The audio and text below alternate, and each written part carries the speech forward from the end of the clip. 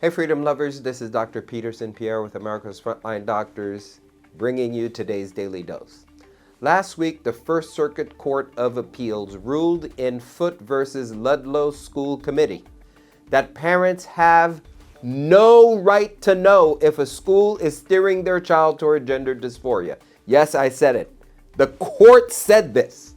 In 2020, an 11-year-old girl in Baird Middle School in Ludlow, Massachusetts, began struggling with gender confusion and other mental health issues. When the young girl's parents learned she was experiencing mental health difficulties, they immediately sought help from a professional and explicitly asked the school not to discuss gender dysphoria with their child. Nevertheless, when the girl told staff she was genderqueer, they immediately began to affirm her dysphoria. They started addressing her by her newly adopted name. The school counselor began corresponding with the child through text messages and online chats. How is this even acceptable? About gender identity and whether her parents were providing appropriate care. According to court documents, Baird Middle School has a policy that, quote, allows students of any age to determine whether their parents will be notified about decisions related to affirming their own discordant gender identity, end quote.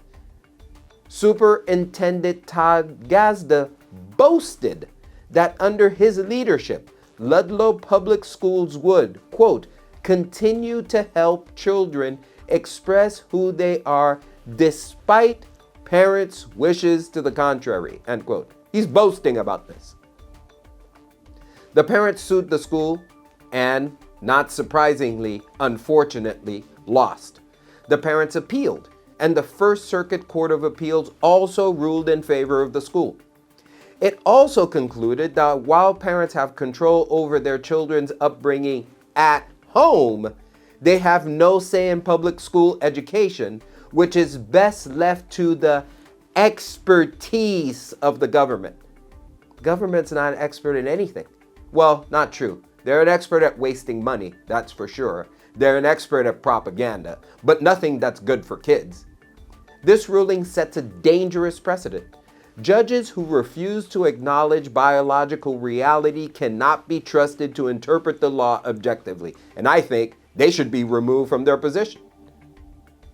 Gender activists justify circumventing parents by claiming that kids with gender dysphoria will suffer mental health issues like suicidality if their identity is not immediately affirmed. This claim has been repeatedly debunked.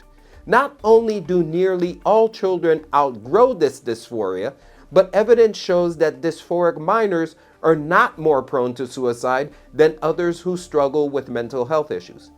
The court has been captured by radical activists who are using the law to advance a dangerous agenda. At its core, this ruling aligns with a fundamental tenet of Marxism.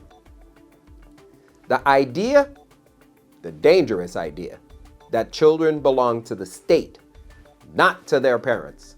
Communist regimes have always sought to undermine parental authority because the family unit represents an obstacle to state control. In the Soviet Union, children were encouraged to report their own parents. The goal was to ensure that schools, not families, became the primary influence over young minds. What happened in Ludlow is a reflection of that same totalitarian impulse. Schools are no longer content with simply educating children. They have taken on the role of ideological gatekeepers, and courts are enabling them. Parents who once believed they had the right to oversee their child's education are now being told otherwise. The First Circuit's ruling is a wake-up call. Parental rights are under siege, and unless challenged, the government will continue to push further, emboldened by judicial endorsement of its overreach. Solution is simple, really.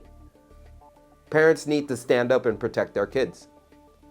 They need to fight the school board, remove those school board people who continue to promote this fantasy, and get people who are actually in touch with reality.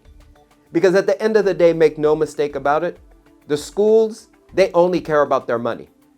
If you threaten their pocketbook, they will bow down. Ladies and gentlemen, only the truth will set you free. Stay tuned for the next Daily Dose.